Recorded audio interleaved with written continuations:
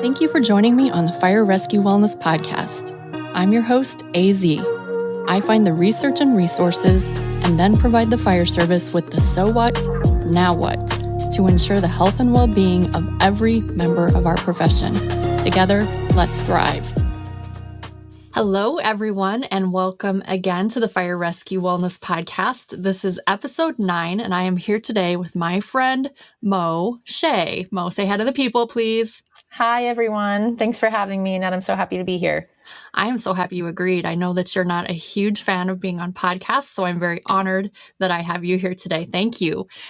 Just so everyone knows, I met Mo, I think it was in 2018, at the National Strength and Conditioning Association Tactical Annual Training, which was in Virginia at that point. And Mo was there presenting with Dr. Games, right? Yes, it was. Mo was presenting with Professor Gaines, and I was just absolutely captivated by their presentation. And so afterwards, I went up to her. This was before I was really doing much presenting myself. I went up to her and I was like, "Hey, I think you're awesome. You're my hero." It wasn't awkward. It wasn't awkward at all, was it, Mo? It was just like totally Not at all. Natural. I was a scared little puppy, and I was like, this cool firefighter's talking to me. Well, we became fast friends after that, and we stayed in contact. So I'm really grateful for that conference where we met. But Mo, I am going to just kind of open it up to you with my rapid fire questions. First of all, sort of break the ice for the listeners. Please tell us, who are you? So the interesting version, I heard someone say this about athletic trainers a couple of years back, and I'm basically the nucleus of the healthcare team when it comes to sports medicine within the tactical athlete realm. So I'm an athletic trainer. I work in a firehouse every single day. I set up contracts for other departments as well, but I deal with all injury prevention through rehab of small and large catastrophic injuries on a personal injury basis and work comp injury basis. So pretty much you're a superhero. You forgot to say that part, but pretty much you're a superhero. All right. I listen to the whining and then I turn that into solutions. That's my job. Or as my CEO tells me, I'm the Cub Scout mom of the firehouse. Oh, yeah, I can relate. Relate. That's really good. All right. Well, Mo, what sets your soul on fire? What really gets you excited? I would say getting people to understand and believe that they don't have to live in pain all of the time, and they can accomplish that themselves through moving more and fueling their body in a better way to improve their own quality of life is what really keeps me going every day. I love that philosophy, and we're going to dig into that some more a little bit later. And then finally, I feel like you kind of already answered this, but let's hear what you have to say. How are you changing the world? I don't know if I'm changing the world or just my own little bubble, but I'm trying. I'm trying to get excellent quality healthcare to the underserved people that serve the underserved. So police officers, firefighters, that you do not get great medical attention. And by that, I mean a couple of things. You either, one, are seeing providers who are not fully familiar with what the complexity of your job looks like, as much as one career rails on the other constantly, because police officers may be sitting in their car for 12 hours, firefighters may be in a recliner for too long, or you are doing extremely difficult physical tasks while carrying weight. And so going from 0 to 100 very quickly is difficult, or just being at 100 for several hours or at 0 for several hours wears and tears on your body. And doing that with sleep deprivation and inadequate nutrition and fueling and my entire soapbox of things is incredibly difficult. So I'm trying to get that education where it needs to be, but also connect the right healthcare providers, train the correct healthcare providers, and get that medicine into the most easily accessible place, which is the firehouse or the police department that you have to show up to when you go to work. So you're basically making it easier for us to take care of ourselves because you're putting it right on a silver platter. Yes, I'm right there. Like I'm sitting right now I'm in my office next to the bay of the firehouse. And the engine literally parks 7 feet from my office. So you cannot miss me. It could not be easier. I would be so excited to have you in my firehouse. It's so amazing. I love that. So you talked about you are the nucleus of the care team who takes care of tactical athletes, but having athletic trainers in public safety is kind of a newer concept. So let's back up the truck a little bit and make sure everyone understands kind of what an athletic trainer does, the scope of practice of an athletic trainer, because I was a college athlete, not a good one, but I just remember going to the training room, getting my ankles taped or maybe a hot pack, something like that. But there's so much more involved in the scope of practice of an athletic trainer. So tell us about it. Yeah. So every athletic trainer has a different set of standards based on their state.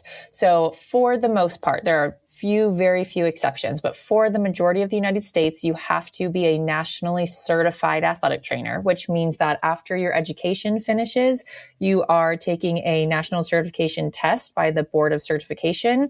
After you pass that, you get individually licensed in different states. There are a couple of states, and this is a whole nother podcast for another day, that require registration or something that's not as formal as licensure. But for the most part, we have licensure. I know in my state of Indiana, we have licensure. And so you have to keep up with all of your continuing education. You have to make sure all of your certifications are good at all times. And within that, right now, the standards have changed in athletic training. So after, I think, 2021, any new class that was starting has to get a master's degree to practice as an athletic trainer. So I got a 4-year undergraduate degree. I then went on to get my doctorate in athletic training, but I could have stopped at that bachelor's degree if I wanted to. However, there's a huge percentage, even before this rule change, like 70-something% of athletic trainers have master's degrees anyway. And now all of them will, since we made this rule change. And we can do anything from, we're injury prevention specialists is one way that a lot of people put it, through diagnosing injuries, evaluations, therapeutic rehabilitation, any type of manual therapy that you get special certifications in, and getting people all the way through return processes. So we work very closely with other providers as well, like a physician. If you're getting, let's say you have a concussion, you go to the physician, they start your return to play protocol. You go to your athletic trainer to go through that 5-day return protocol, making sure that we use all evidence-based practice in medicine to get you there. And then you get your final sign off from the physician. So just one little example of that. Okay, and that actually brings up another question, because at least in the state of Illinois, we have direct access physical therapy. So to some extent, I can pick a therapist, go to the therapist.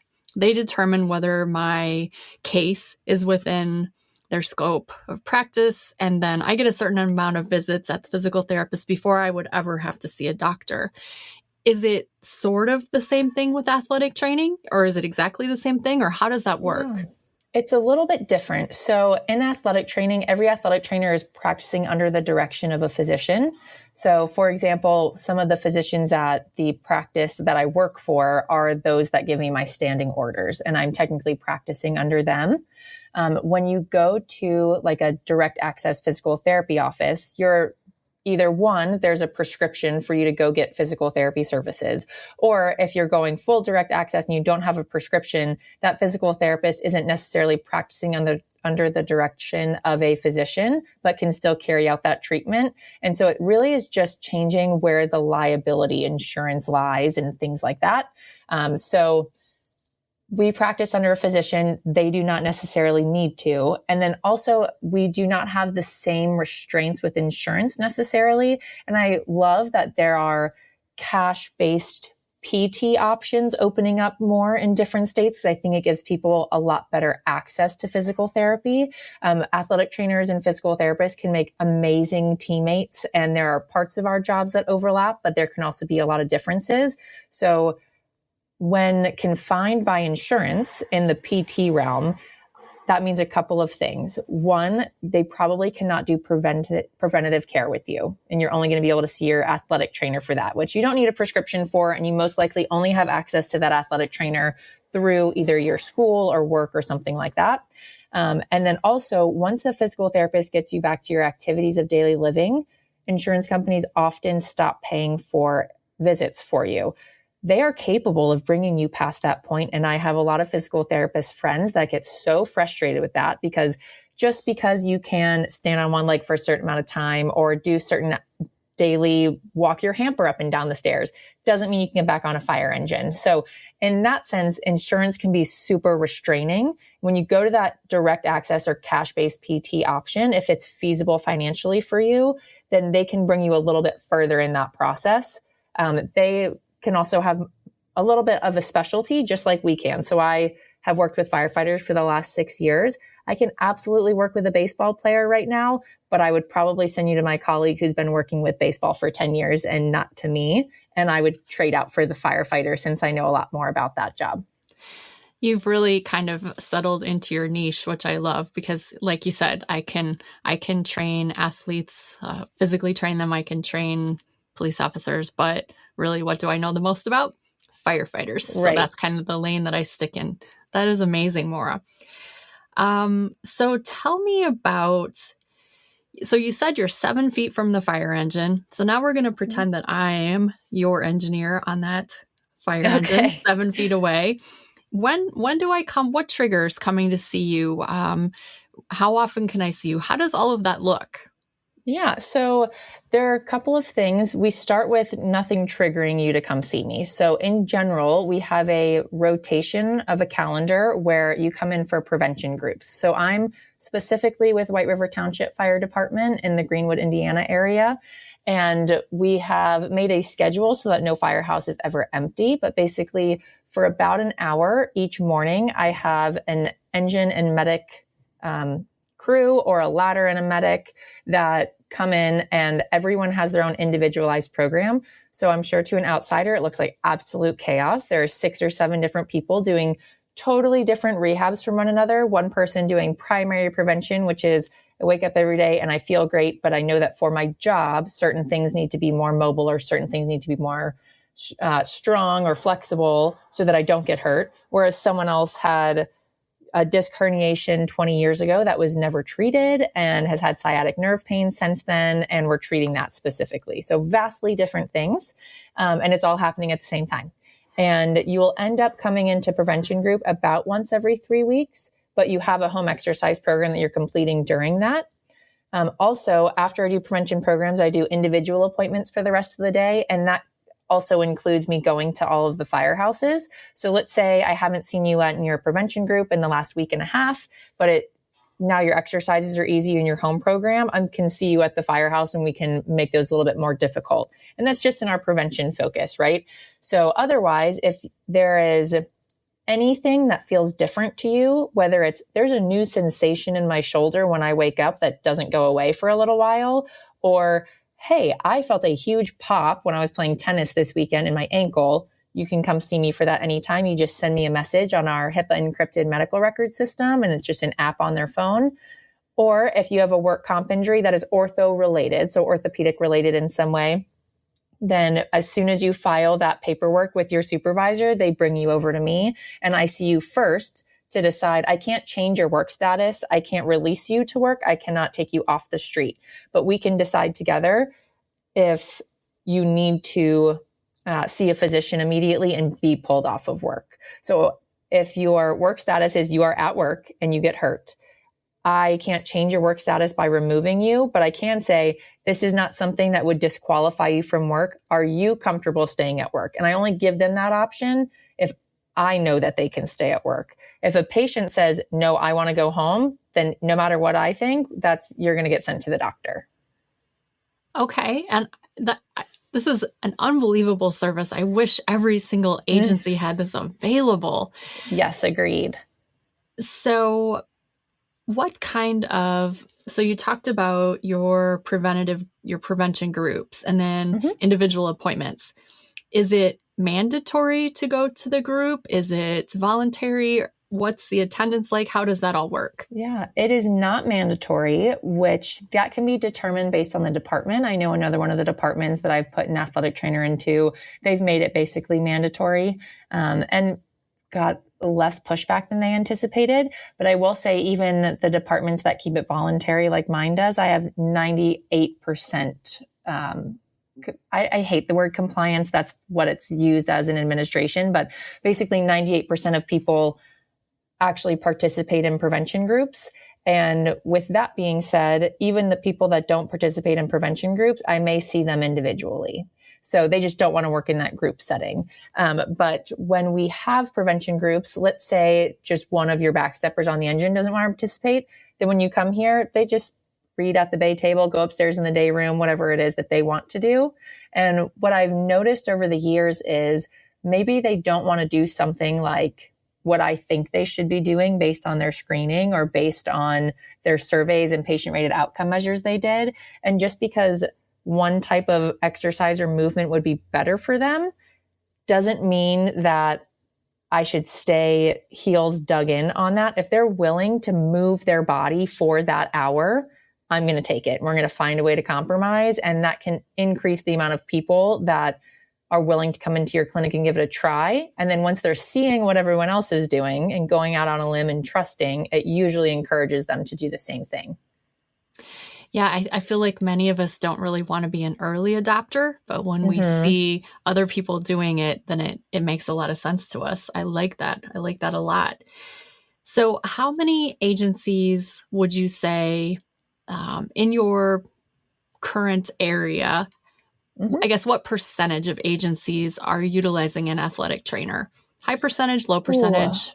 Ooh, low percentage. But it is one of the highest percentage areas in the country utilizing athletic trainers. We just are not that many places within public safety yet. I'm sure everyone that is taking the time and interest to listen to a podcast specifically about this has been through some experience where they recognize that things move excruciatingly slowly in small government or in large government. And also no one ever wants to dedicate the money to certain things. So if you silver platter it for them, it's no longer you're going to be on the cutting edge if you do this, but you are already behind by not having an athletic trainer. Here's how we can make up that deficit, because you don't want to be the one that doesn't have one in 5 years when this is a critical issue.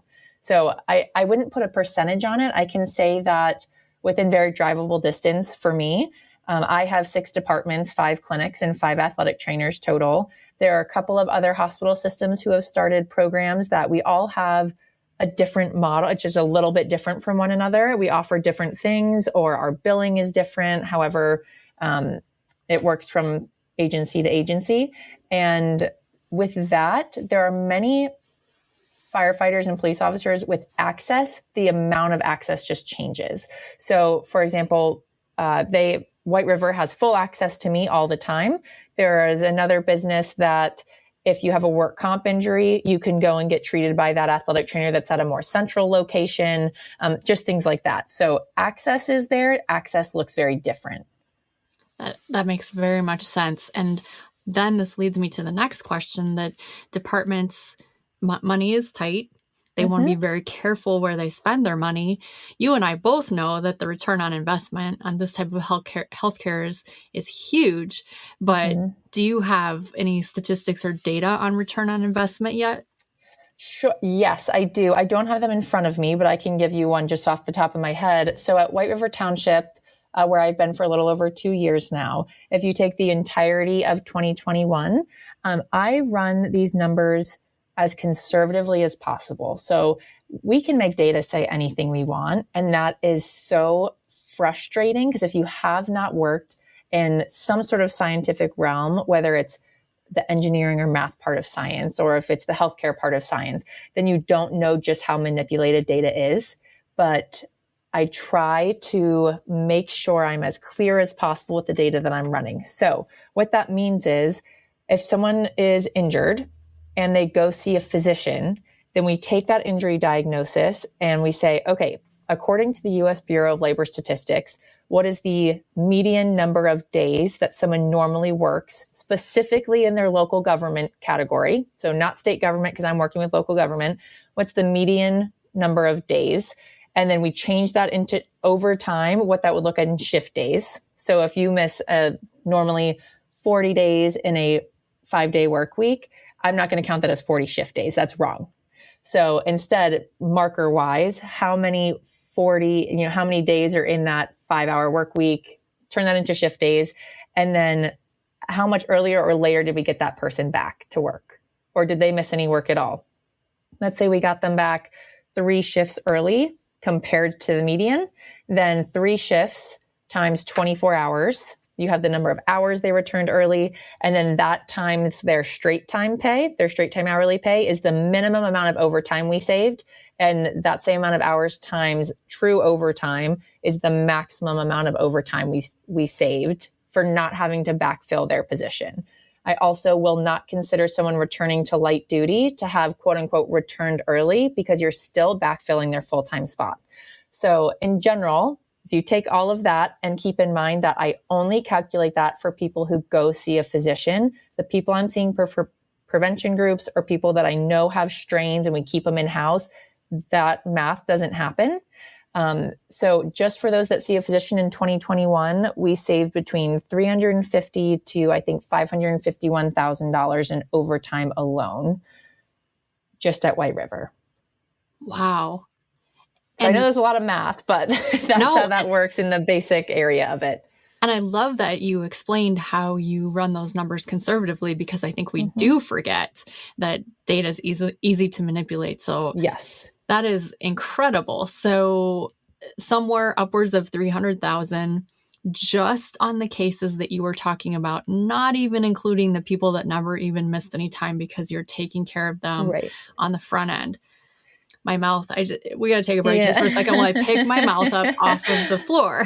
Yeah. So the 300 number comes from if every person that's picking up an overtime shift is making straight pay, which we know gets complicated through every department. I won't go into that, but if you've taken a sick day and you haven't worked enough overtime and blah, blah, blah, blah. So if every single overtime shift was being paid straight time, not time and a half, then that's how we get to that $350,000 number.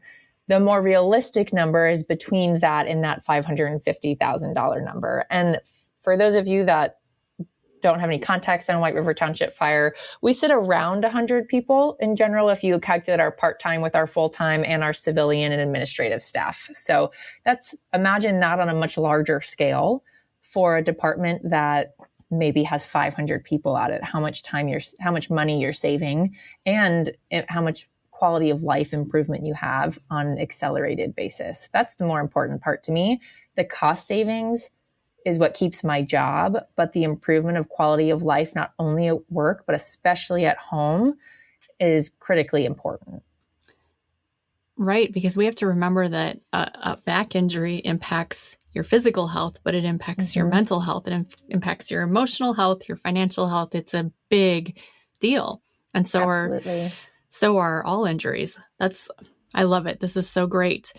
So you have sort of a centralized nucleus, I guess we'd call it, of athletic trainers sort of in your area. And I know that there's other areas such as Texas. I know that the model exists in Texas. I know that there's little pods of it elsewhere. But how do you think we get this spidering out to more of the country? So many state practice acts now do allow for athletic trainers to work with tactical athletes because in their state practice act, they will simply say that you can work with a physically active population.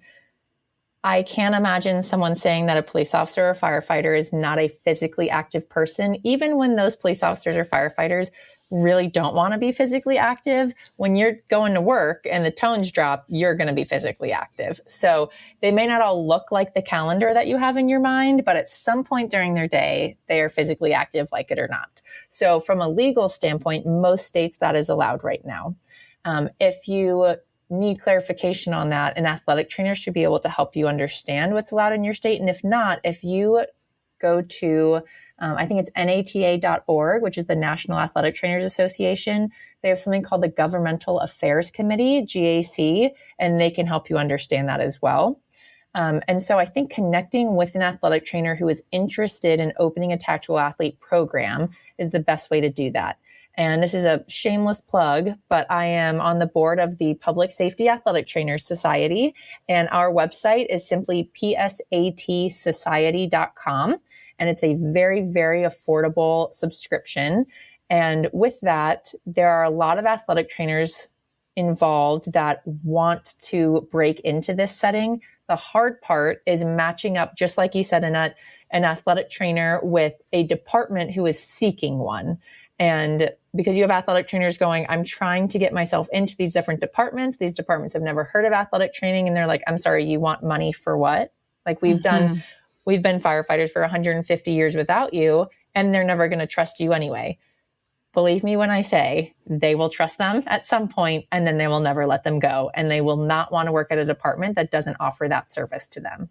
So even if it's connecting through the forum, the members chat on PSAT's website, or if you send in a little info inquiry into our website on the front page, we can try to set you up with other athletic trainers on there who have said, hey, I'm in Pennsylvania and I'm trying to get this going, or hey, I'm in Colorado. We can try to match you up. I 100% approve of this idea. And I'm a proud member of the PSATs myself. I'm not even an athletic trainer, but it's such a cool society that I joined up a couple of years ago. So I think everyone should investigate that society. Leads me to a question about your quality of life really quickly. You manage only White River Township, or do you have many other departments yourself? Yeah. So I am the patient care provider, the athletic trainer only for White River Township Fire, but I am in charge of, sorry, that's my firehouse phone going off. I am in charge of the other clinic that I've opened. So the other 4 clinics, I'm their supervisor. And so I have 4 staff members underneath me with the goal of to continue expanding. And so that does take a lot of administrative time and directorial duties. Okay. So if you were only doing the position of athletic trainer, you might have maybe 1 or 2 departments, but you wouldn't be spreading yourself out with 6 or 8 departments. Okay. No. That's not the way that our model works, at least. I think there is one that does work that way a little bit further north, not in the state of Indiana. And their athletic trainer just doesn't get to be on site with them as frequently because they're bouncing around to different departments. And that's just the way that they have theirs set up. That's not to say that it's worse or better, just different. And one thing that you also find in the athletic training profession a lot, for example, if you had an athletic trainer in high school, or if your child that's in high school has an athletic trainer, or middle school, you may not know that their athletic trainer works in a PT clinic in the morning and then comes to the high school. I find that model gets people spread very thin. In the model that I have, the athletic trainer is specifically just with that department, period. That is their whole job. And I think by focusing on simply the public safety aspect of it, and B, just on the department and not spreading yourself so thin, I think that's really outstanding. I love it. So, Maura, let's start wrapping up with first of all, what didn't I ask you that I should have asked you about having an athletic trainer in public safety? Anything that comes to mind? That's true. I could talk about this all day. Just because it's like my whole professional life. I would say if it's a matter of the very common notion that my department will never go for this, here's what I would tell you to consider. No matter what you are going for in your department, you have to approach it like business. So my job overall is to make money for a hospital while I save money for departments. And that's a tricky balance to do, but it is absolutely attainable because difficult and impossible are not synonymous. They can just be difficult to navigate. So if you're saying my department is super old school, or the guys are too salty, or the admin will never spend the money on it, or we don't have money for health and wellness, there are ways to get creative that you probably have not thought of. And the best thing that we can do sometimes as people, no matter what field we're in, is to ask someone else who is better at it for help. I am not the best at everything. I am not, for example, a strength conditioning coach. So when we have an academy and someone says, oh, Mo will run all the workouts. No, I won't. I will not. My wheelhouse or my specialty. I will absolutely work with the person in charge of fitness so that we can make sure we're not breaking people down too much. We're breaking them down just enough and we're making them stronger. And then I'm going to help with the warm up and rehabilitative aspect to make sure everyone stays healthy. But if you don't know how to make this happen in your department, ask someone else instead of just writing it off and saying they'll never go for it. That's great advice in general. I just wrote that down too. Difficult and impossible are not synonymous. That's going to be my quote of the day. That's so good. All right. Well, we will start wrapping up with this, Mo. First of all, you gave the PSAT's website, so that's outstanding. Is there any way that someone could get in contact with you afterwards if they had a question, or maybe if they're in Indiana and they wanted to bring your services to their department? How would they get a hold of you? Absolutely. So if the PSAT's website doesn't work, which was psatsociety.com, you're welcome to have my personal email, which I am debilitatingly Irish, so get ready for all the vowels. It's Maura Shea at gmail.com. So it's MauraErinShea at gmail.com. And you're welcome to contact me there anytime. I was just typing in that email last night and I was like, I have to ask Mo about this email. Yeah. It's so funny. It's so good. And I will put that email in the show notes in case you missed any of the vowels. Anything that you want to leave the people with, Mo? Expect better for yourself and expect better of the people around you. And there is absolutely a way to accomplish it. And I'd be happy to help you get there, whether you're reachable in my part of the country or you're in another state and there's no way for me to financially gain from it. I'm still willing to help. Oh my gosh. So no excuses. I feel like if I hadn't have spent so much money on this mic recently, I would drop it because I feel like you just said it all perfectly. Drop the mic, we're done. But it's very expensive and I am not a not-for-profit, so I am not going to do that. Mo, I have appreciated this conversation so much. And just so you know, she will be on another episode coming up in a couple weeks talking about, if you are an athletic trainer, how you become an athletic trainer in public safety. So look forward to that. And for now, it has been AZ and Mo, and we are